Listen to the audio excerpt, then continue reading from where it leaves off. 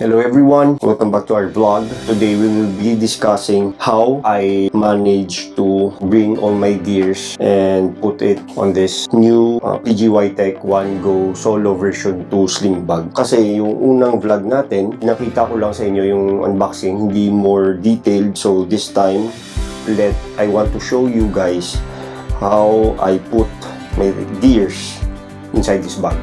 So, ito yon. So, actually, pwede mo siyang i-set yung divider. However, since na I have 70 to 200 na lens na medyo mahaba, so, ang mga divider na to natatanggal to. Ito sa dalawa. So, actually, tatlong divider. Hindi ko natatanggalin yung isa.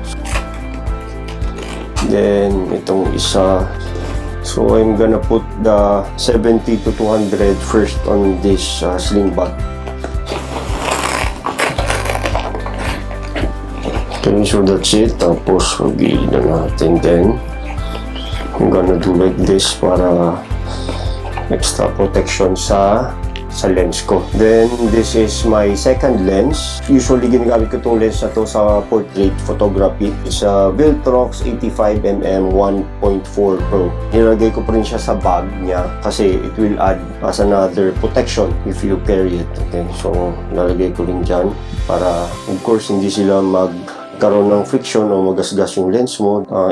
Sony A7 III, which is ginagamit ko mostly on photography. Yan natin dyan. Ito namang 11mm f1.8 ko, ginagamit ko to usually for vlogging. Napaka-wide lens pero APS-C siya, pero ginagamit ko siya sa full frame. But definitely, isa to sa mga gustong-gusto kong lens when it comes to vlogging. So, lalagay ko lang dyan. Try na isara.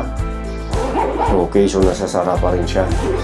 As I told you before in my vlog, meron siyang 4 na battery packets. So one, usually pagka umalis ako, talagang marami akong bit-bit na battery. Natatakot ako na maubusan ng battery. So kaya meron akong 4 na battery. Pero yung isa ata, pwede rin itong hindi battery.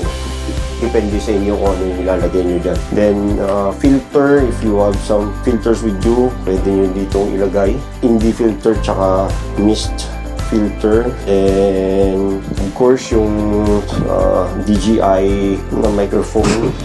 Ginagamit ko yung so, kasya pa siya sa dito. Tapos isa pa pala, ito lagi kong dinadala to. Lens cap, tsaka camera cap.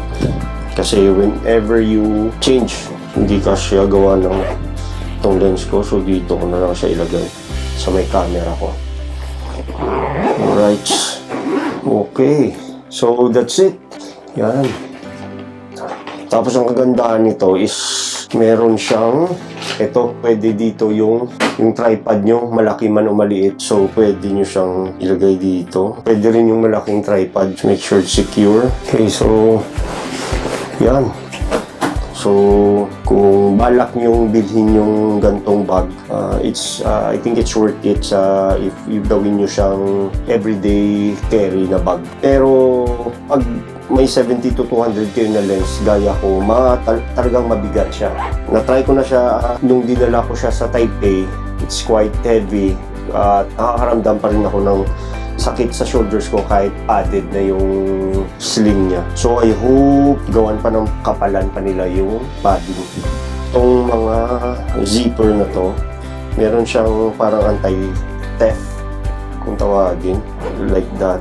Igagawin mo is ito, papasok nyo lang to whenever you go travel para hindi siya ma-unzip ng iba. Okay, so added protection. Then ito may din siya, may water bottle or any water container or drinks na gusto nyong dalhin. Example, itong shaker na to, so pwede nyo siyang ilagay dito. Yan. That's it. Then, if you have some things to put here, ito, katulad nito, cellphone ko, nilalagay ko lang dito. Pero if may iPad kayo, I think yung maliit o tablet, maliit lang na laptop, pwede siya dito sa third pocket. Itong first, itong second, then ito yung third. Then, isa pa pala, huwag niyong kalimutan kung meron kayong, lens cleaner or dust remover. Isa to sa mga napaka-importanting dalhin. So, pwede niyo rin ilagay dyan. So, that's it for my vlog for the PGY Tech One Go Solo version 2 detailed review. Hope you like this vlog, and again, see you on my next vlog. Bye!